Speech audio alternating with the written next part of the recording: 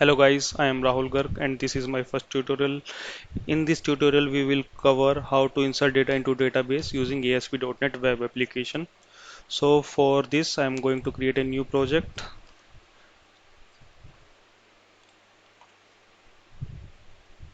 We have to select ASP.NET empty web application and I will give it some logical name like college,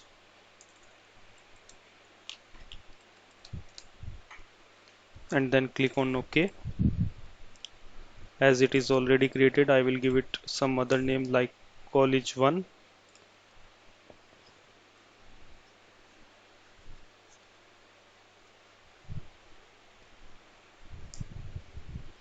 We can see our project in Solution Explorer. Now we have to add a new web form here. So for this I will right click on my project and click on add, and then choosing new item, and we can see web form here. We have to use this.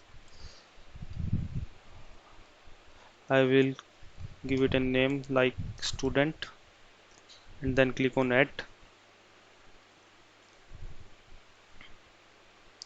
Here is our web form. For this I'm going to create a table. Under this I will write tr and td tag like this tr td, and here I will write name of student.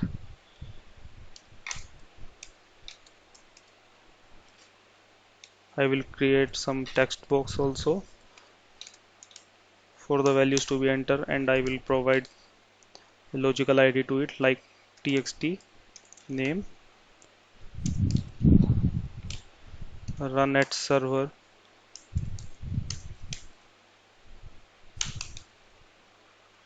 I will going to copy it to save my time.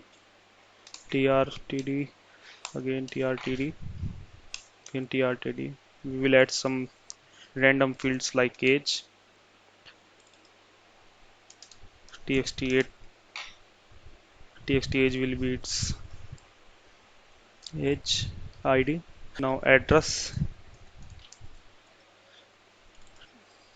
txt address will be its id, and now we have to use one button.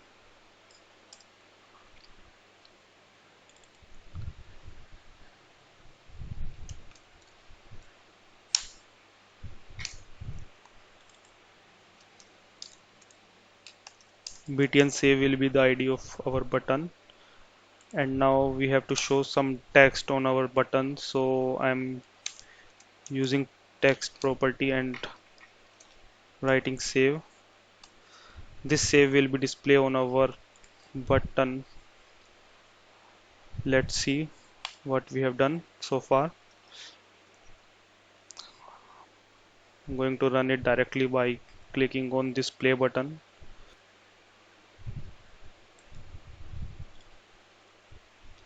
Here we can see one text box for name, one text box for age, and a text box for address. We have one button with save text. On clicking on this, nothing is happening, so we have to code on this button, and this and the code of this button will help to save our data into database. Now stopping it, and we are going to fire an event like this. We can see this same name will be created on our .cs file, and we have to write the code for this. But before proceeding further, we have to create database, so that we need one table, at least we need one table, so that we can insert our data into that table. So we are going to open SQL Server here, and in the SQL Server I'm using the command control N so that I can execute some commands to create database and tables. So for creating a new database, we will write command like create database. I'm going to give my database name as college, and I'm going to execute it. Our new database is ready. To enter in our database, we will use command like use and the name of our database.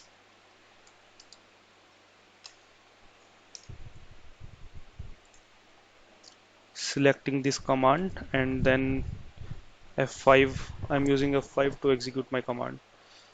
So we have entered in our database. We can confirm it by checking it here. Now I'm going to create a table. For this, I'm writing the command for it. Create table student. Student is our table name. Assigning ID to it. Its data type is int. Primary key and identity 1, 1. This primary key will help to uniquely identify our record, and this identity will help us to increment our value of each record, and it will start with 1 and increment by 1. Now adding few more fields like name, data type will be varchar 50. Now age, its data type will be int, and then address, its data type will be varchar. Now we are going to execute our command. We have successfully created our command. Let's see what's the data under this. Select star from student.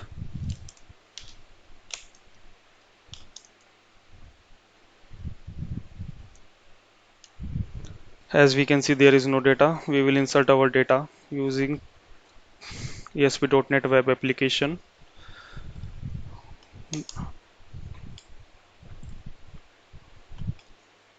Now we will add connection string to our project. For this, I'm going to define my connection string in the web.config page. We can define our connection string in each and every web form separately, but this is not a good practice. The advantage of adding connection string in our web.config file is that we don't have to declare our connection string in each and every web form separately. We will just define it once on web config and can use it on all the other pages. So for this, we will write connection strings, and in this we will add name. The name of our connection string, I'm writing dbcs, and then connection string. In this we will have to add three properties. First is initial catalog,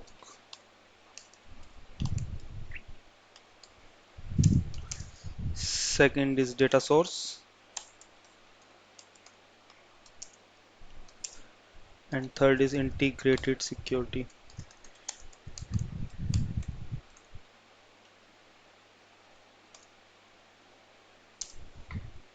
Initial catalog is like our database name, and our database name is college, so we are writing here college. Data source is the server name of our SQL server, and it is, I'm writing it as dot, as it is local, and here I will write true. As we are using Windows authentication, so we will write here true. So our connection string is ready. Now we will use it in our project on web form. Here we will write our C# code. First of all, I will write SQL connection.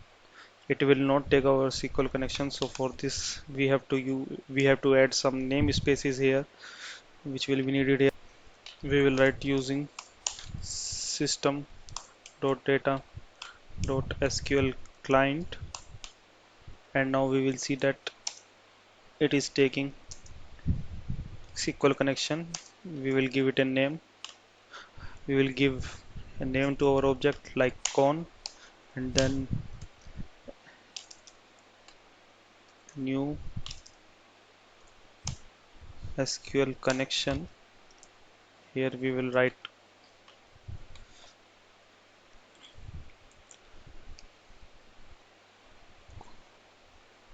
configuration, but it is not taking it. For this we have to add one more namespace, like using config system dot configuration. Now it will take configuration manager dot connection strings and the name of our connection string, which was dbcs,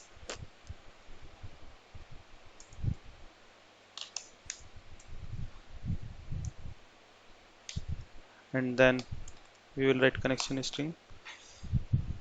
So the object of our connection is ready. We will use it in our code like this.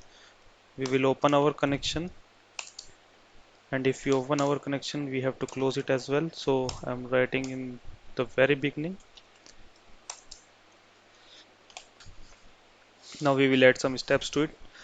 First is SQL command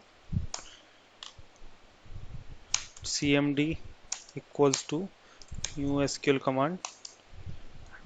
Here we will write the name of our stored procedure and then the name of our connection. Then we will type cmd dot command type. We will type whether it is SQL command or stored procedure. So we are using stored procedure. So I will write command type.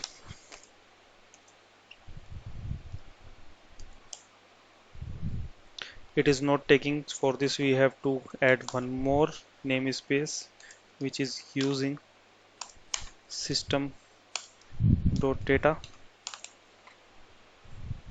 Let's check again.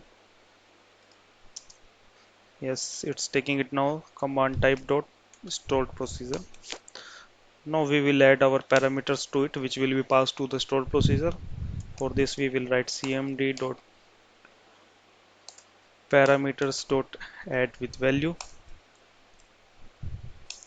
Here we will write the name of our parameter, and here we will write from where it will get value. So for saving our time I am copying it, pasting it two more times. First of all, I'm going to write here at the rate name, then at the rate age, and then at the rate address. Name will get its value from txt name dot text. Age will get its value from txt age dot text, and address will get its value from txt address dot text. So these are the parameters which will be passed, and then we will let cmd dot execute non-query. So we are okay, but one thing is still left, that is our stored procedure. We haven't created our stored procedure yet, so now it's time to create stored procedure.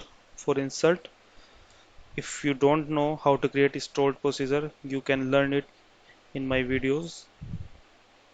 Let's start. Create proc, and now we have to give some name to our stored procedure, some logical name like USP. USP stand for user stored procedure. Student insert, and then we have to write as begin, and then end. It is the syntax, common syntax for every stored procedure. Now we have to pass some parameters to it, like name. Its data type is varchar 50, and then @age, int @address, varchar 50. Creating stored procedure is not a very big task, it is very simple. Now we will write insert command, insert into table name, that is student, its column name like name, age,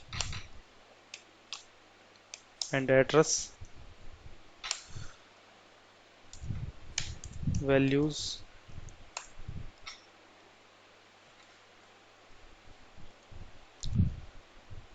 @name,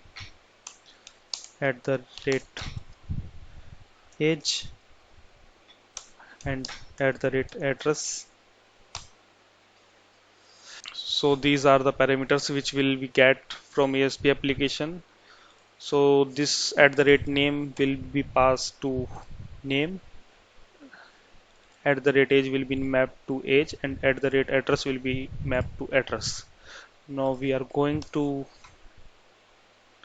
oops, I make a mistake. It will come here, and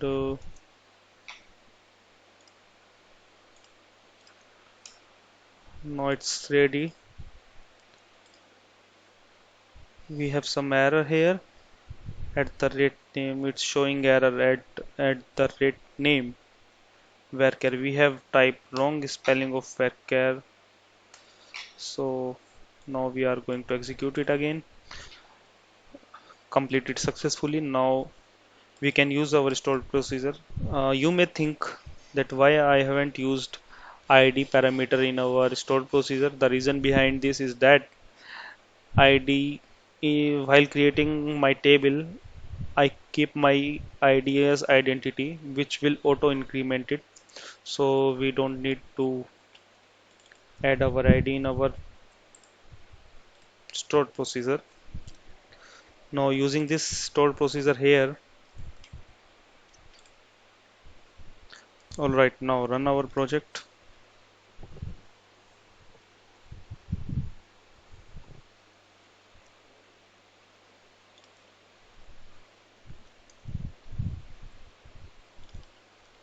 Entering my name is Rahul, my age, and my address. Clicking on save button, let's see what's happened. So let's check in our database whether it is insert or not. Selecting our, now we can see that our record is insert. Let's check again. Entering Satvik, age is 4, Delhi.